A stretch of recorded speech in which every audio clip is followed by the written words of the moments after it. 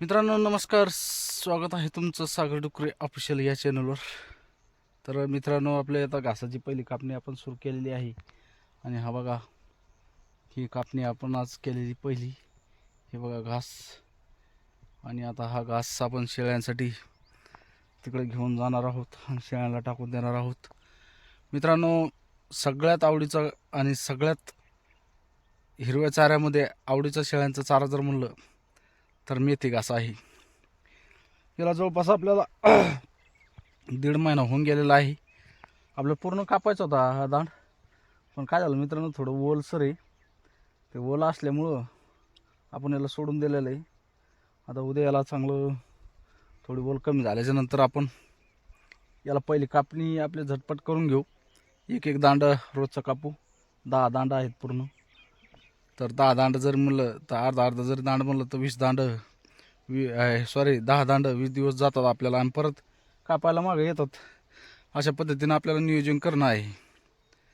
घास म्हणजे हा मेथी घास इतका, सध्या मेथी घासाचे भाव इतके वाढलेले आहेत बियाण्याचे, की मेथी घासाचं बियाणं हे आपण 800 रुपयानं आणलं होतं. आता सध्या 1500 रुपये किलो मेथी घासाचं बियाणं असून सुद्धा कोणाला भेटत नाही. तर चला आता आपण शेळ्याला घेऊया, जाऊन या आणि टाकून देऊया. व्हिडिओ शेवटपर्यंत बघा. व्हिडिओ आवडल्यास व्हिडिओला लाईक करा, नवीन असेल तर चॅनल सबस्क्राईब करा. चला तर आता जाऊया शेळ्यांना घेऊ. तर मित्रांनो बघा, हा आपला असा घास आहे.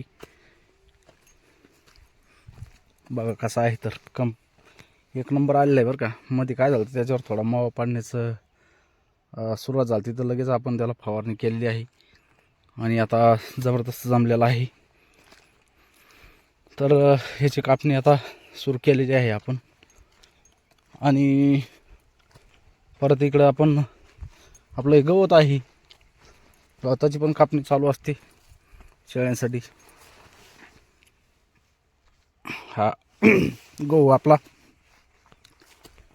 मित्रांनो, हे आपण ज्वारी शेळ्यांसाठी म्हणजे उन्हाळ्यामध्ये चाऱ्यासाठी आपण टाकलेली आहे. त्याच्यानंतर हे बघा मारवेल गवत आपलं, हे असं मारवेल गवत आहे शेळ्यांसाठी.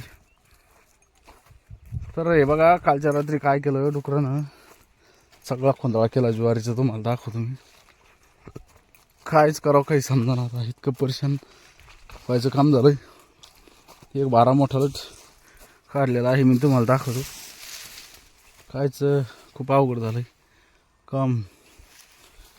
काय पेरावं काय लावा काही विषयच नाही राहिला आता.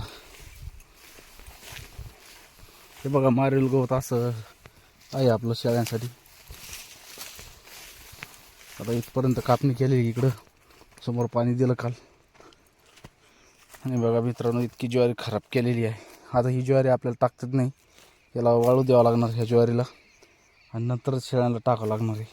कारण की याच्यापासून, हिरव्या ज्वारीपासून किरळ लागण्याची शक्यता असते.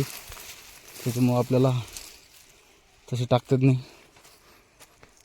आणि मित्रांनो, हे बघा असे धिंगाणा चाललेला आहे. सगळा धिंगाणा लावलेला आहे ज्वारीचा.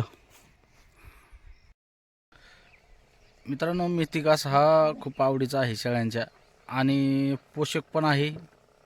त्याच्यामध्ये म्हणजे खाण्यासाठी आवडीचा पण आहे, आणि शेळ्यांसाठी पोषक खूप आहे तो. त्याच्यामुळं मेथी घास हा पाहिजे. तर बघा शेळ्या खात आहेत पाठीमागं. खूप चांगला आलेला आहे मेथी घास आपला.